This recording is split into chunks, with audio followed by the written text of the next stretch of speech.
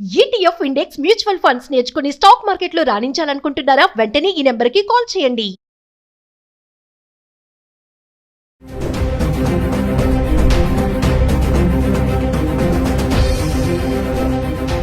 Hi hello నమస్తే, welcome back to Suman T. ప్రస్తుతం మనతో పాటు ఉన్నారు పబ్లిక్ స్పీకర్ రజనీ రమ గారు. నమస్తే మ్యామ్. నమస్తే నవీన. మ్యామ్, ప్రెసెంట్ డేస్లో మనకు పనులన్నీ అయిపోయాక ఏదైనా కొంచెం టైం దొరికింది, ఇలా కూర్చుందాం అంటే, కూర్చొని మాట్లాడుకుందాం అంటే, ఆ టైంలో కూడా మన చేతిలో మొబైల్ ఉంటుంది. అవును, ఖచ్చితంగా మొబైల్ పట్టుకోవడం, ఏదో చూసుకుంటున్నాం అనేసి ఇదే పని. అంటే ఒక్కరోజు కూడా ఆ మొబైల్ని మనం పక్కన పెట్టి ఉండలేమా? ఈ మధ్య కాలంలో ఈ జనరేషన్లో వైఫ్ అండ్ హస్బెండ్ రిలేషన్స్ చూసుకుంటే, మ్యారేజ్ అయ్యాక పెళ్లి ఆల్బమ్ ఉంటుంది చూసారా, అది వచ్చే లోపే డైవర్స్ అయిపోతున్నాయి కొంతమందికి. అంటే అక్కడ డిస్టర్బెన్స్ అనేది ఈ సోషల్ మీడియా, ఈ గ్యాడ్జెట్స్ వల్ల కూడా వస్తుంది. ఎంతమంది వైఫ్ అండ్ హస్బెండ్స్ అసలు మీరు అన్నట్టుగా ఒక వీడియోలో చెప్పారు, పడుకునే ముందు కాసేపు కూర్చొని మాట్లాడుకోవాలి అని. ఆ మాట్లాడుకునే టైం లేదు. అక్కడ కూడా హస్బెండ్ కానీ వైఫ్ కానీ, హస్బెండ్స్ అనొద్దు, మన వైఫ్స్ కూడా ఆగి తయారయ్యారు. ఆ టైంలో కూడా బెడ్ మీద కూర్చొని కూడా పడుకునే టైంలో ఆ 10-11 అయినా కూడా ఆ మొబైల్ తోటే. మరొక్కసారి దీనికి చెక్ పెట్టే సూత్రాలు ఏం లేవా అంటారా? వైఫ్ అండ్ హస్బెండ్ రిలేషన్ అనేది ఎన్నో కారణాల వల్ల కూడా దెబ్బతింటుంది. మరి ఈ గ్యాడ్జెట్స్ వల్ల కూడా దెబ్బతింటుందా అంటే ఒకసారి దాని గురించి. మీరు ఎక్కడికో వెళ్ళిపోయారు. పెళ్లిపీటల మీద అబ్బాయి చేతిలో అమ్మాయి చేతిలో ఫోన్లు ఉండట్లేదా? నిమిషానికి ఒకసారి పక్కన తీసి పెడతారు. చూడట్లేదా? చూస్తున్నారు. Notifications. పెళ్లి జరిగేటప్పుడు కూడా ఏంటండి, ఒకరినొకరు చూసుకోవాలి కదా. ఇప్పుడు పాపం ఒక నిమిషం కావాలి, పక్కన పెడతారు జీలకర్ర బెల్లం పెట్టినప్పుడు.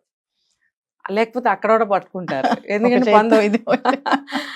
పంతులు చెప్తారు, జీలకర్ర బెల్లం పెట్టినప్పుడు తెర ఒకటి అడ్డం పెడతారు. ఆ తెర తీయంగానే చూపులు కళ్ళు కలిపి చూసుకోమంటారు. చూపులు కలిసిన శుభవేళ అంటారు దాన్ని. అంటే అది ఆచారం పాతది. ఇప్పుడు పెళ్లికి ముందే లవ్వులు చేసుకుంటుంటే ఇంకా తొలి చూపులు ఏంటి, లేకపోతే చూపులు కలిసిన శుభవేళ ఏంటి, అదేం కాదు. సాంప్రదాయాన్ని పోగొట్టకూడదని అది ఒకటి ఏర్పాటు చేస్తారు. అసలు అర్థం అప్పుడు చూసుకోవాలి అని. అలా చూసుకోవడం వల్ల కళ్ళు కమ్యూనికేట్ చేస్తాయి వాళ్ళ భావాల్ని, వాళ్ళ మనసులో ఉన్న ఉద్దేశాలని కూడా. ఇప్పుడు అది లేకుండా పెళ్లి పీటల మీదే నిమిషానికి ఒకసారి సెల్ ఫోన్ చూస్తారు. ఇంకా గట్టిగా మాట్లాడితే పెళ్లి కొడుకే ఫోన్లో డెకరేషన్ వాళ్ళతోటి, ఆ చుట్టాలు గనక వస్తుంటే లొకేషన్ పెట్టమని పెళ్లి కొడుకుకి ఫోన్ చేసి అడగడం లాంటి దరిద్రమైన పనులు కూడా జరుగుతున్నాయి. పక్కన ఎవరైనా చూసుకోవచ్చు కదా, పెళ్లి కొడుకే ఫోన్ చేస్తారు. చుట్టాలు అవనివ్వండి, ఫ్రెండ్స్ అవనివ్వండి, లేదా పెళ్లి కూతురు తరఫు వాళ్ళైతే ఆ అమ్మాయికి చేస్తూ ఉంటారు. ఇది అసలు ఎంత మాత్రం కరెక్ట్ కాదు. ఉంటారు కదా పక్కన, లేదంటే వెడ్డింగ్ కార్డ్స్ మీద నెంబర్స్ ఇస్తారు, ఫోన్ నెంబర్స్. ఆ నెంబర్కి ఫోన్ చేస్తే వేరే ఎవరి నెంబర్ అని ఇస్తే వాళ్ళు చూసుకుంటూ ఉంటారు. ఆ పని చేయరు, డైరెక్ట్గా వీళ్ళకే ఫోన్లు చేస్తారు. మా ఫ్రెండే కదా, మా సొంత చుట్టమే కదా అని చెప్పి. ఇంకొకటి ఏంటంటే వాళ్ళు కూడా నిమిషానికి ఒకసారి మెసేజ్లు వస్తున్నాయా వాటి కోసం వాట్సాప్లో ఓపెన్ చేసేసి చూస్తూ ఉంటారు.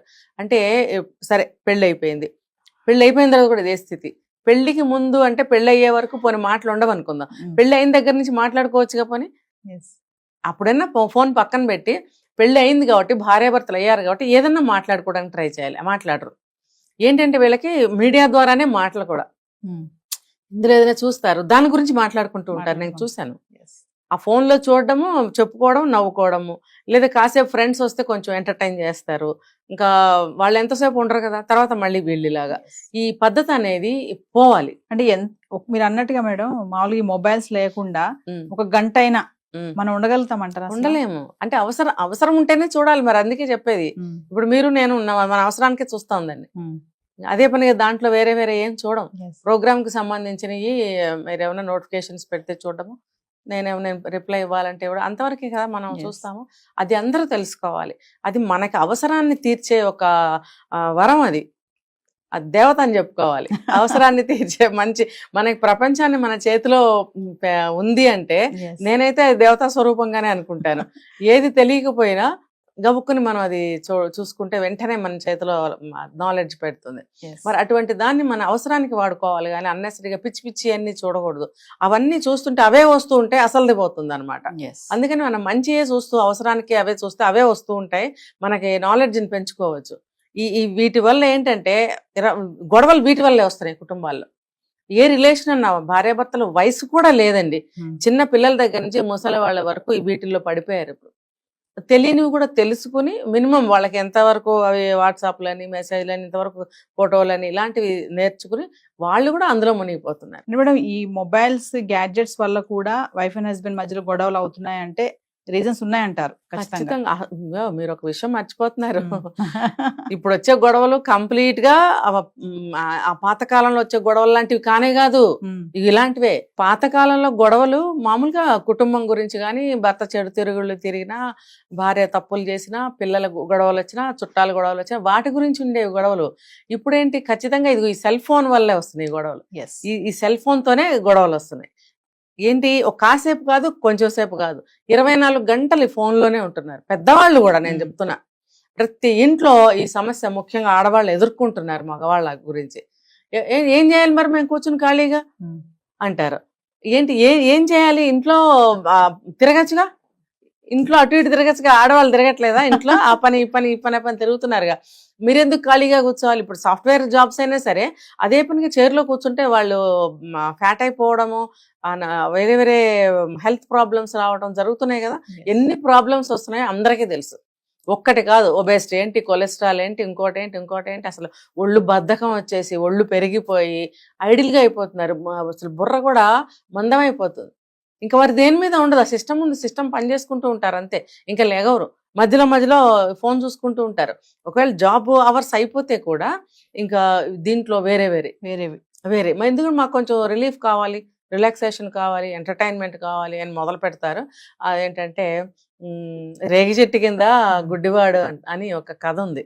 ఒక చిన్న కథ చెప్తా. ఒక గుడ్డివాడు ఉన్నాడు. అందరూ బాగా తిరుగుతున్నారు, నవ్వుకుంటున్నారు, మాట్లాడుకుంటున్నారు, అటు వెళ్తున్నారు ఇటు వెళ్తున్నారు, మాటలు చెప్పుకుంటున్నారు, నవ్వుకుంటున్నారు. పాపం ఈ అబ్బాయికి ఏం కనపడదు. ఒక చోట కూర్చోబెడతారు. ఇది ఎప్పుడు పాతకాలం కథ కాబట్టి ఓ పక్కన కూర్చోబెడతారు. కూర్చోబెట్టినప్పుడు అతను ఏం చేయాలో తెలీదు, ఎవరి మాటలు వినపడవు. ఒక చోట కూర్చుంటే ఎక్కడో ఉంటారు వాళ్ళు నవ్వుకుంటున్నారా, తింటున్నారా, తాగుతున్నారా, తిరుగుతున్నారా, ఆడుకుంటున్నారా, పాపం ఈ అబ్బాయికి ఏమీ తెలియదు. అప్పుడు ఒకసారి చెప్పాడంట, నాకు ఏమీ తోచడం లేదు, నాకు ఏం మాటలు వినపడట్లేదు, ఏమి తెలియటం లేదు, మీరు అందరు ఎక్కడ ఉంటున్నారు అని అడిగితే వెటకారంగా అన్నమాట. వెటకారంగా ఏం చేశారు, ఆ ఒక వ్యక్తి నువ్వు ఒక పని చేయని చెప్పి తీసుకొచ్చి ఒక రేగి చెట్టు కింద కూర్చోబెట్టాడట. ఆ కొమ్మలు ఉంటాయి కదా, ముళ్ళుతో ఉంటాయి కదా, అది ఇట్లా గాలికి ఇట్లా కదిలినప్పుడల్లా కొంచెం ఇట్లా తగులుతుంది. కొంచెం దూరంగా కూర్చోబెట్టి ఉండొచ్చు, మరీ గీరుకుంటే రక్తం వస్తుంది కదా. జస్ట్ ఆ కొమ్మ తగిలేటట్టుగా కూర్చోబెట్టి అది గాలికి ఎప్పుడైతే ఇట్లా కొమ్మ కదులుతుందో అప్పుడు నీకు ఇట్లా టచ్ అయినప్పుడల్లా నువ్వు నవ్వుతూ ఉండు అని చెప్పారట.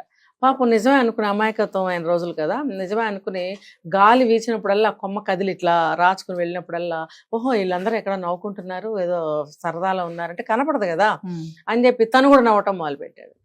అలా ఎంతోసేపు అనమాట. అంటే ఆ భ్రమ మాయాలో ఉంచేసి వీళ్ళ పని వీళ్ళు.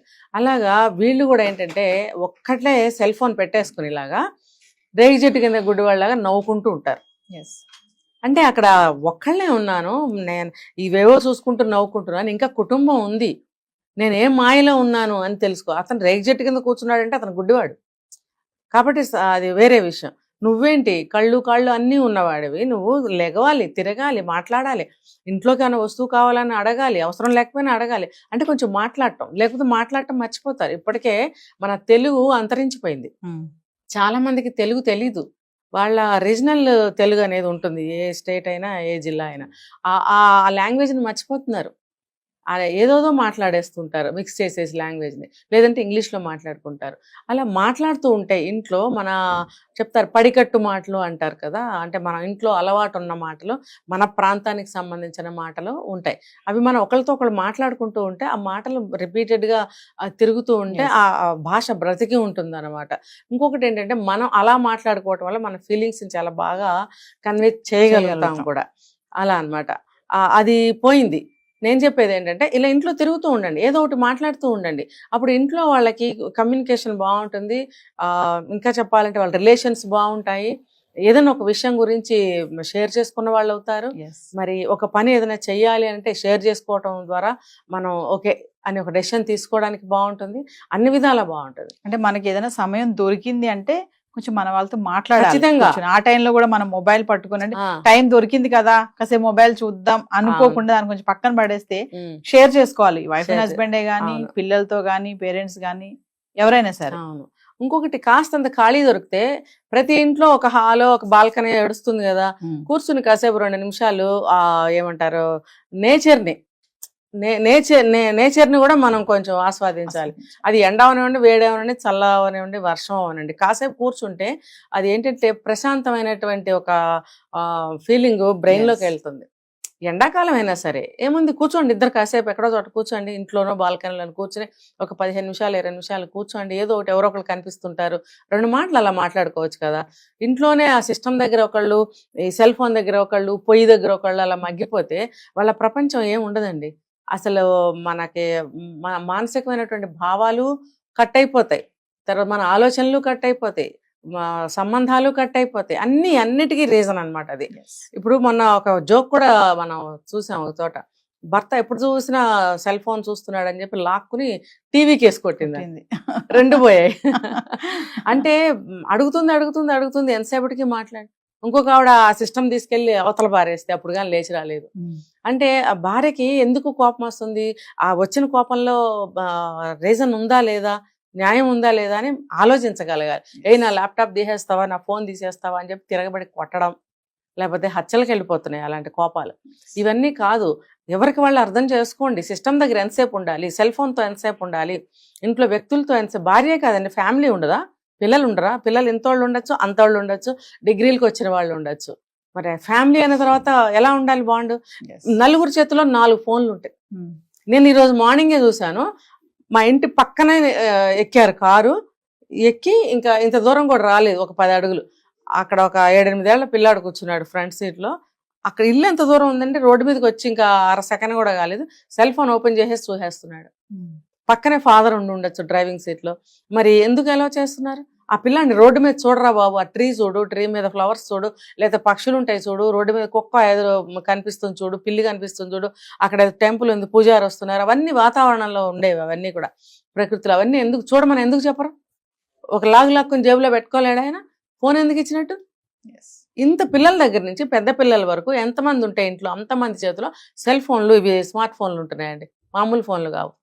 మరి ఎవరి ప్రపంచం వాళ్ళు, ఎవరికి కావాల్సిన వాళ్ళు చూసుకుంటాడు. టైంకి ఇది మాత్రం ఎక్కడి నుంచి వస్తుంది అంటే ఇంట్లో భార్య మాత్రం వెళ్ళి వండాలి, ఆవిడ కూడా తూతు మంత్రంగా వంట చేసేసి గవా ఫోన్ చూసుకుంటుంది. దీనివల్ల ఏమవుతుందంటే మానవ సంబంధాలు, కుటుంబ సంబంధాలు తెగిపోతాయి. తర్వాత మానసికంగా వాళ్ళు కుంగిపోతూ ఉంటారు, ప్రేమలకి నోచుకోరు, వ్యవహారాలు నాశనం అయిపోతాయి, అన్ని ఆర్టిఫిషియల్ గా జరిగిపోతుంటాయి, అంతే మెకానికల్ గా. Thank you.